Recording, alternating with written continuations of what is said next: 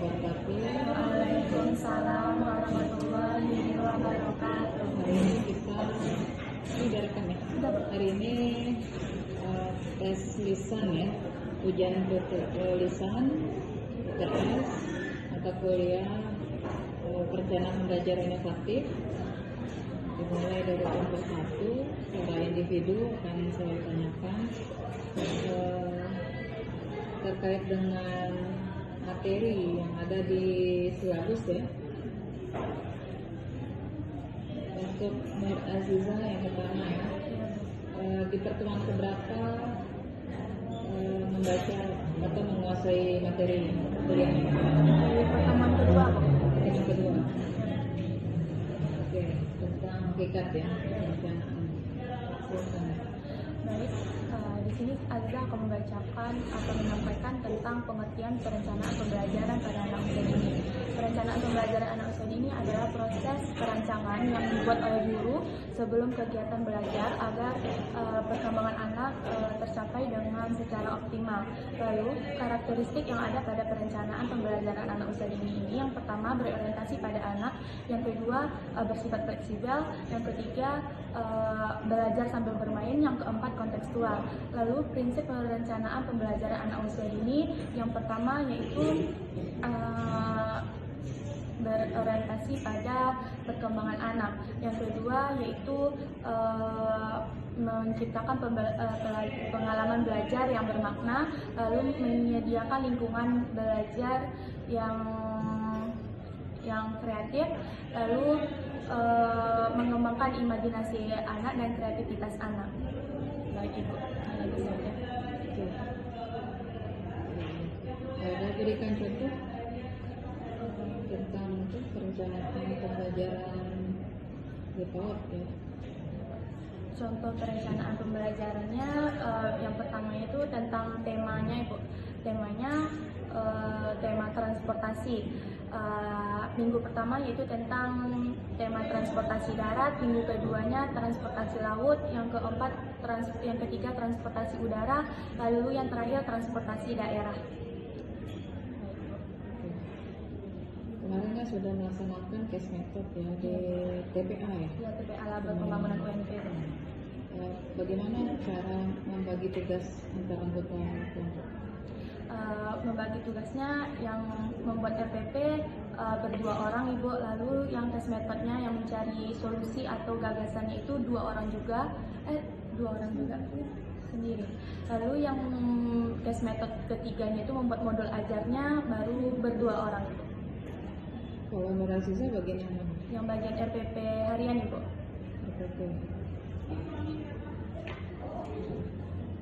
Terus apa lagi ya? Ini kan sini ada perencanaan pembelajaran sebagai dasar pelaksanaan dan evaluasi pembelajaran, bisa dijelaskan? Pertemuan kedua. Pertemuan kedua. Ya ada di poin G ya, B, C, D, E, F, G. Ada perencanaan pembelajaran sebagai dasar pelaksanaan dan evaluasi pembelajaran. Baik Ibu, itu tuh bukan materi yang bisa cari sebelumnya Ibu. Bukan itu? Bukan itu. Jadi waktu ada kendala pertemuan pertama Ibu, iya Bu. Pertama kan Bu Vivi yang masuk kemarin Bu, jadi Bu Vivi bilangnya konsep dan hakikat aja yang untuk kelompok pertama Ibu. Iya Bu. Saya melanjutkan pertemuan setelah kami tampil baru Ibu membagikan RPS-nya gitu Bu. Bu Vivi dulu masuk gitu? Iya Ibu. Oke, lanjut ya ke Rahma Adini. Rahma nih. Ini cahayanya cukup nggak? Cukup masuk ke dalam ini? Terang nggak? Enggak. Gelap. Tapi bisa nanti diedit nanti. Tadi mau ngomong agak gelap. Kalau terang enak. Cukup kelihatan terang nggak? Terang Bu. Rahmat ini pertemuan berapa Rahmat kuasai? Pertemuan 2. Oke, bisa jelaskan. Pertemuan kedua itu setelah dijelaskan oleh Ziza tadi, ada strategi perencanaan pembelajaran di PAUD. Yang pertama itu pendekatan belajar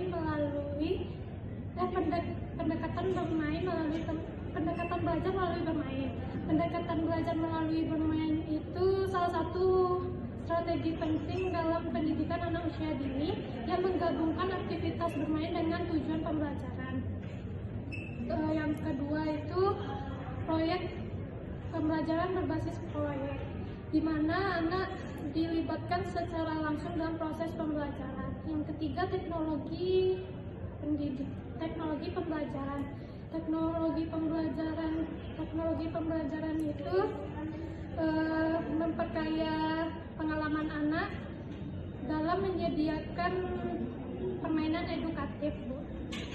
Lalu ada peran guru terhadap perencanaan pembelajaran. Pertama, guru menciptakan pembelajaran yang efektif dan berpusat pada anak. Yang kedua, guru merancang pembelajaran yang sesuai kebutuhan anak, karakteristik dan sesuai dengan minat anak. Yang ketiga, guru menciptakan lingkungan belajar yang kondusif. Lalu ada tantangan dalam perencanaan pembelajaran di PAUD. Yang pertama, sarana dan media pembelajaran yang terbatas. Lalu yang kedua, orang tua yang kurang mendukung rencana pembelajaran tersebut, Bu. Ya. Terus ini kan sudah jadi ya laporannya, case metodenya di TPA pembangunan. Apa temuan masalah di sana? Temuan masalah di sana tuh ada fasilitas outdoornya itu terbatas, Bu. Jadi anak cuman di ruangannya aja. Outdoornya kenapa? Ruang kelasnya itu di lantai 2, Bu. Ya. Di bawah nggak bisa main? Nggak bisa. Maksudnya? Karena di sana ada pembagian TK, di bawah tuh ada Kan khusus ada TK. ruangan samping TK kan? Nggak bisa gitu? Nggak bisa. Ada ibu tuh ngajak di luar, Bu, tapi cuma di depan kelasnya aja, Bu. Nggak, kata kakaknya Ya. cuma di depan Berjemur kelas. nggak ada? Enggak. Itu kayak makanya kan? Iya, Bu. Terus TPA-nya ini pun di lantai 2 juga, Bu. Iya, saya tahu. Saya kan pernah di situ. Ngajar di situ ya pernah. Jadi itu temuan masalahnya ya. Kalau dalam hal perencanaan, apa solusi? Ya, dari Rama dulu ya. Solusi apa yang ditemukan, yang diberikan Rama ke TPA itu? Solusi yang dapat Rama berikan, Ibu, dengan kalau nggak bisa pembelajaran di luar, kita bisa memanfaatkan media yang ada di dalam kelas, kayak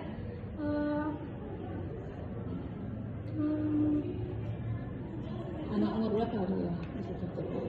1,5 tahun. Sampai 3 tahun. 1,5 sampai 3 tahun. Berapa jumlahnya? Jumlah anaknya? Oh, 15, Ibu. Jumlah anaknya? Ya, Semuanya? ya. Terus apa lagi? Kita lanjut ke ini ya, Gaida. Kemarannya apa aja? Gaida pertemuan berapa? 4.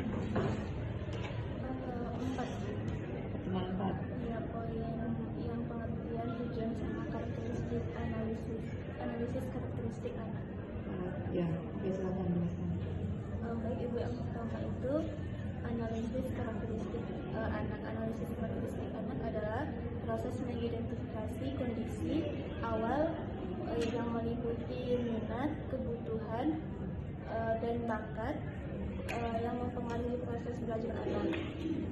Salah satu tujuan analisis karakteristik anak adalah agar guru tahu pendekatan, metode, dan media apa yang cocok digunakan untuk anak sesuai kebutuhan anak.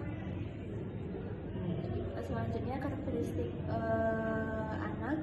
Salah satu karakteristik anak adalah anak memiliki rasa ingin tahu yang tinggi, lebih sering bereksplorasi dengan dunia luar, dan dengan pengalaman yang nyata.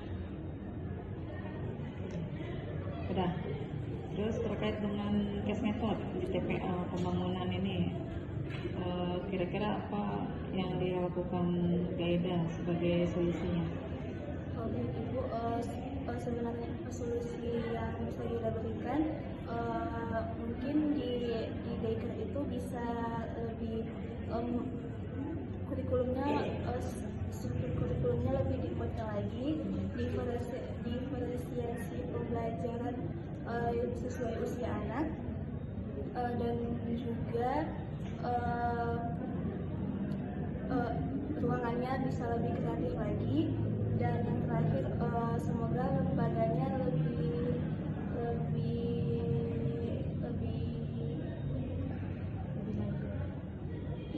maju dan lebih dekat lagi dengan orang tua. Implementasinya apa yang sudah dilakukan? Kan di tahap ketiga kan implementasi, aksi nyata. Apa yang sudah dilakukan? Membuat apa? Membuat media LKPD, terus apa lagi? Flash. RPP, modul ajar, ada semuanya lengkap ya? Ada di dalam ini atau ini? Itu yang pas method aturannya, dan itu modul ajarnya. Medianya ini Digabung aja. Ini sesuai arahan pihak sekolah kan? Iya, Bang. Kami memakai tema negaraku, Bu. Jadi ada mengenalkan pahlawan, bendera, pakaian adat sama budaya daerah, Bu. Ya.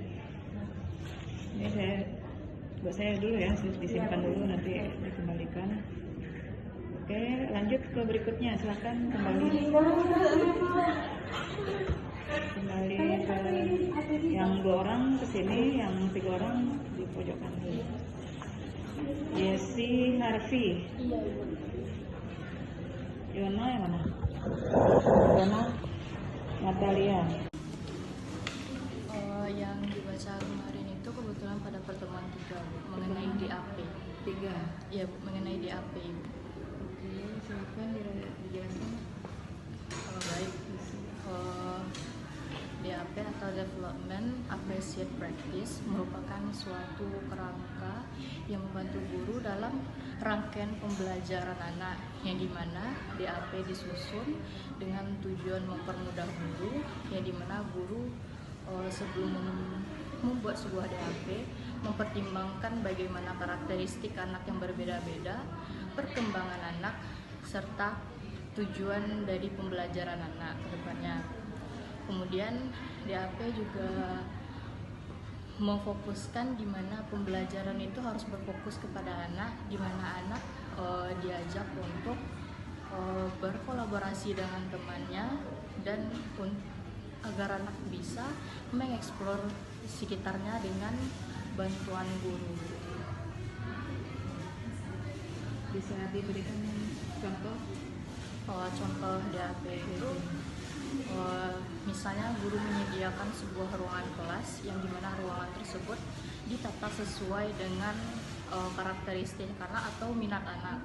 Misalnya dalam sebuah ruangan kelas, meja atau kursinya tidak boleh terlalu tinggi agar anak tidak terbentur, atau tepi meja atau kursinya dibuat melengkung agar tidak melukai anak.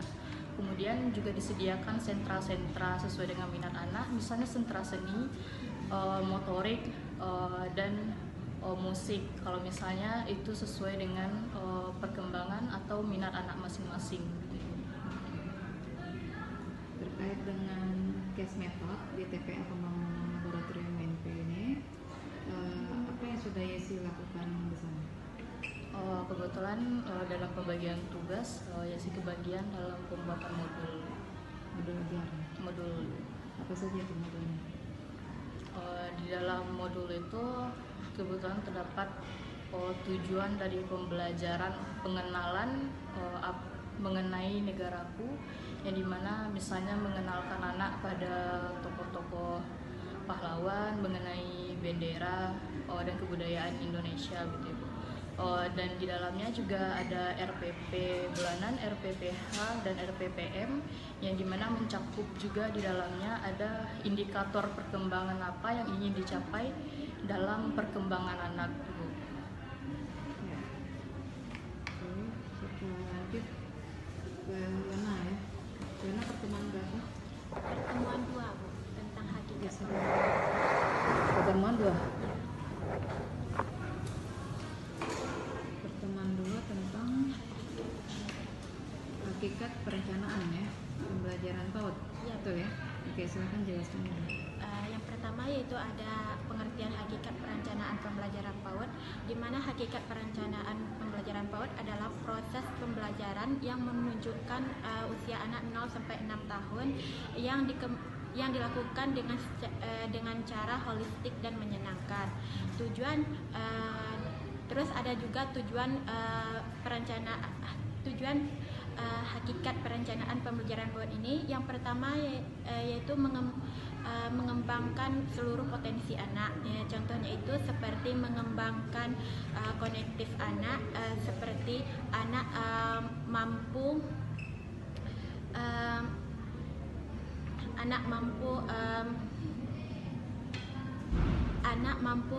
menulis dan menyebutkan warna. Terus yang kedua yaitu mengembangkan bahasa anak. Contohnya itu seperti anak mampu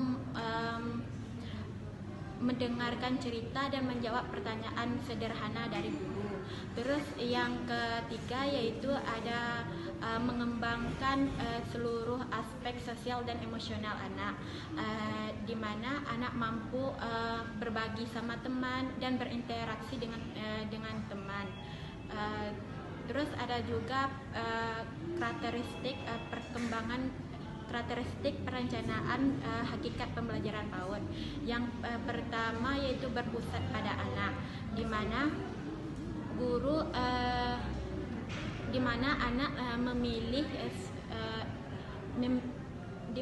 anak setelah memilih permainan apa dan guru memberikan arahan tersebut. Dan yang kedua yaitu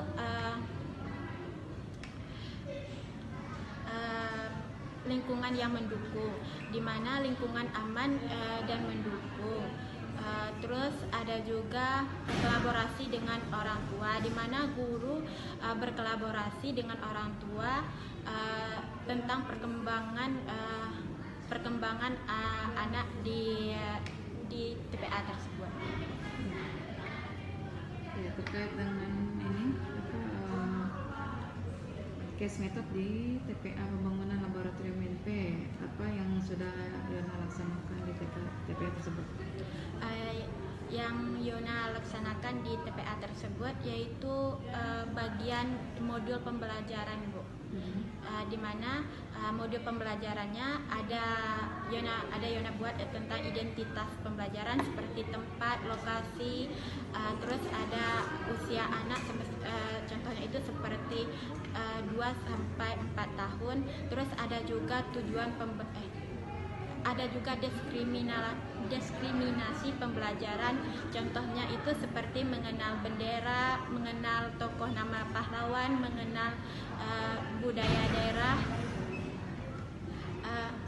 Contohnya itu mengenal bendera, contohnya itu Bu, seperti mengenal bentuk bendera, warna bendera. Kalau mengenal pahlawan, contohnya itu seperti mengenal